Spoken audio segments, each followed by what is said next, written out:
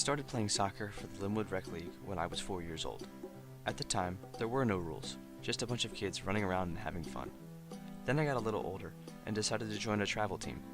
I also started playing for Northfield Middle School, and for a while, I played on both teams. The game now had a purpose. There were rules, and it was competitive. I enjoyed every minute of it. I made some new friends and learned how to become a better player.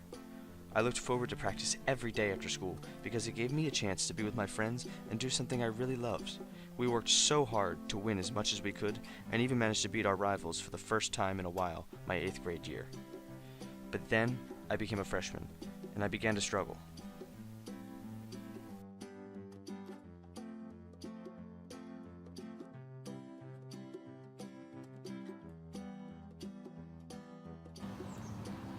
After watching Nick grow up playing and loving soccer, what was it like watching him struggle in his freshman season?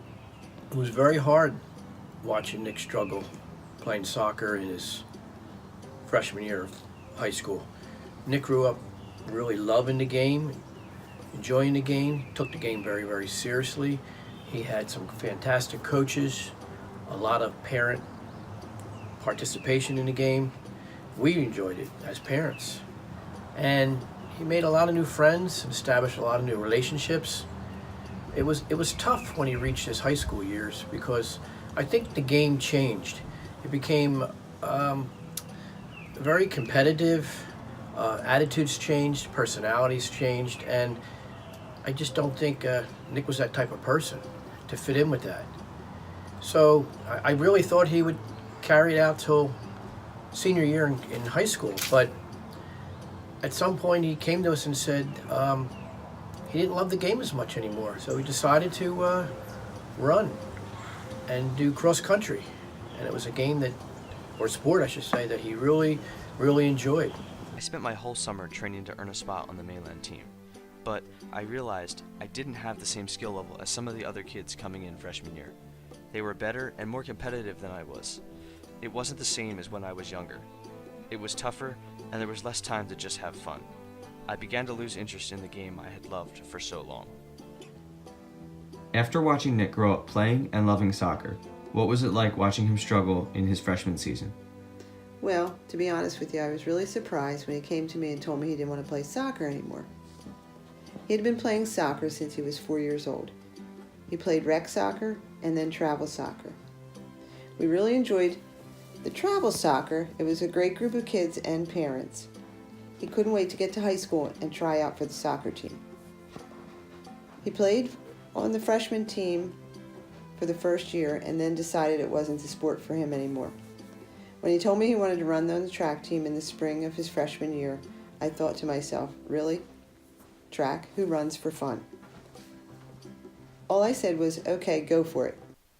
And I am so glad I went for it. When they hear the sound of the drum, they'll be saying, oh Lord, here they come. Yeah. I always had a little urge to join the track team, even when I was younger. Now was my chance. I took up distance because I knew the coach. He was my middle school gym teacher, and I had a few friends on the distance team. That first year I had a knee injury, and it wasn't all that great, but I was determined to stick with it.